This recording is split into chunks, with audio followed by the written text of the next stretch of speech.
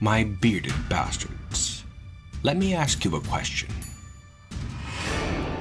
Has your life grown dull? Do you crave the ring of steel, the warm spray of blood, the glory of combat? If so, dearest bastard, then allow me to welcome you to Splatterface, the cradle of heroes, the tomb of legends. Here at the foot of the screaming peaks, 12 ferocious combatants will be put to the test and only one will emerge victorious. But who? Which of our assembled combatants will have the tenacity to snatch glory away from the others? This is a question whose answer we seek, and one we shall find by the end of this, our first annual Splatterface tournament. Now, before we get into it, we should outline how these coming days will pan out, don't you think? And actually, before we do anything, I have to mention that if you're expecting balanced combatants or stable rules, you're out of luck. Any rules or regulations described are subject to change pursuant to the whims of the revered audience or the arena managers. We're here to entertain, and who doesn't enjoy the unexpected? Now then, the rules.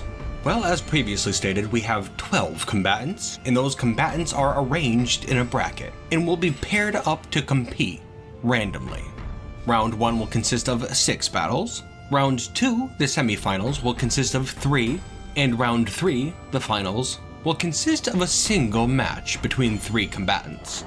And whoever survives the final bout will become the first Splatterface champion. At this current juncture, we're planning on having the battles take place once every other day.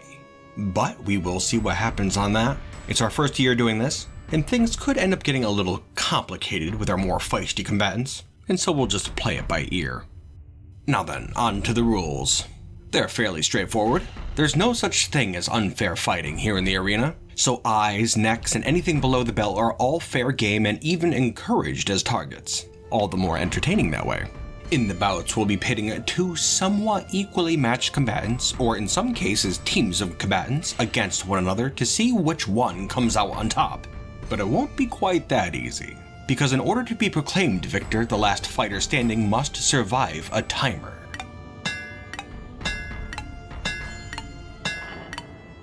Of 5 anvil strikes.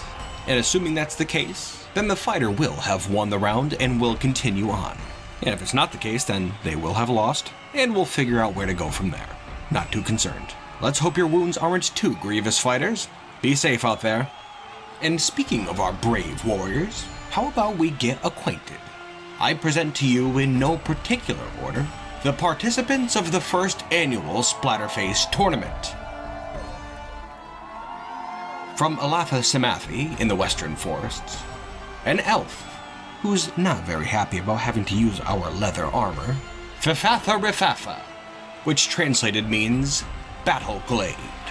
Armed with full leather gear, a cloth skirt, a wooden bow, and 5 iron arrows, Battle Glade is going to be a force to be reckoned with in the arena. That is, assuming her opponents don't get too close, or else she'll be in some serious trouble, I would imagine.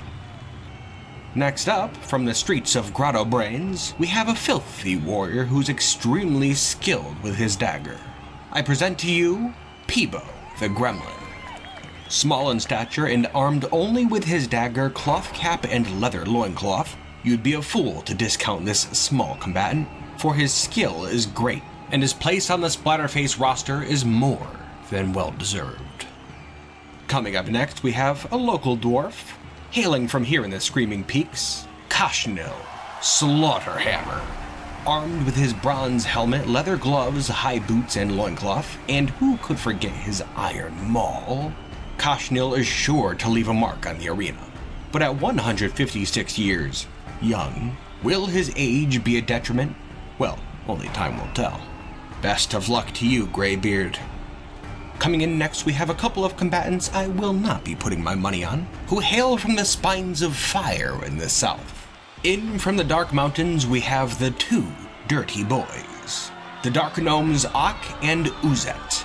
Ak, armed with an iron mace, copper buckler and cap, and a leather loincloth, and Uzat armed with an iron warhammer, copper cap, copper shield, and leather loincloth. This pair has made it clear that they're only here for booze, and I can almost guarantee they're not going to do very well in the arena, but who actually knows? They could very well end up surprising us. Coming in next, we don't know where the heck this guy is from, but he is scary as all get out, the Foul Blendek, named Sheget. Surprisingly not one for words, he appears to be a pretty okay fighter, armed with a bronze short sword, bronze shield, cloth tunic, and cloth loincloth. I'm sure this terrifying combatant will be able to hold his own. And at the opposite end of the spectrum, our next combatant hails from the peaceful forests at the edge of the Laughing Sea. As rotund as he is pitiful, I present to you Tom, the Satyr. This portly fellow is armed with his iron scimitar, iron buckler, leather armor, leather loincloth, and leather gloves, and who could forget that dapper mustache that marks him as a truly unforgettable face in this, our first annual tournament. Our next fighter is another local who comes flapping in from the tunnels below Splatterface. With frantic motions and a shrill battle cry, we have, well, we don't really know what her name is, and so we call her Shrieking Sounds. Armed with her bronze helmet, gauntlets, and low boots, as well as her devilish spear, she stands, or flies, as our first tournament's only airborne combatant. A true wild card here, folks. Slithering in from the black murk of stinking, next we have our largest and most ferocious combatant. Allow me to introduce Angrier, the Alligator Man. Armored only with leather and cloth and without any weapons to speak of, I suppose we're going to figure out how far an angry temperament and a mouthful of razor-sharp daggers can get someone in Splatterface. I'm willing to bet it's pretty darn far. Coming in next, we have an eerie combatant that hails from the haunted jungles of Purple Mist. A combatant surrounded with mystery.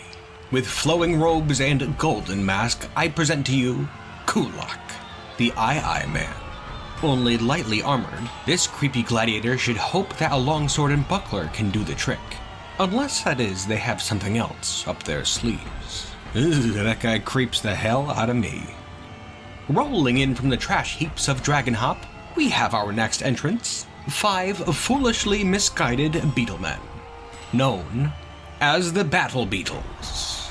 Without any armor or weapons, this tumbling troop had better hope that some fancy footwork and their numbers can lead them to victory, because they do not have much else going for them. Really though, I think they do stand a fairly decent chance. Up next we have a noblewoman from the legendary Grove. Beloved spectators, please stand for Lady Whitefur, the Jumping Spider Woman. Armed only with her whips, loincloth, and sandals, this heir to an elven throne wishes to prove herself in the arena, and only in doing so will she receive the mantle of her royal bloodline. There's a lot on the line for Lady Whitefur. Here's hoping you pull through, Majesty. And last but certainly not least, winding in from the scorching deserts with venom as deadly as his fighting skills, allow me to introduce Rattleback, the Rattlesnake Man. Armored in bronze and wielding a bronze spear, and as a fledgling bounty hunter, Rattleback sure seems to be a promising entrant. One thing's for sure, if Rattleback comes out on top, his future bounties had better watch themselves. There you have 'em, folks. What a rowdy bunch of promising entrants. They're sure to put on a fantastic show in the coming days. But who will be fighting who? Well, I think we should figure that out, shouldn't we? Well, let's get to it. Oh, isn't that all very interesting? First up, we have Kashnil the Dwarf versus Sheget, the Foul Blendek. Next up, it's Battleglade the Elf versus Kulak the Man. Peebo the Gremlin versus Lady Whitefur. Rattleback versus the Battle Beetles. And Tom versus the Dirty Boys.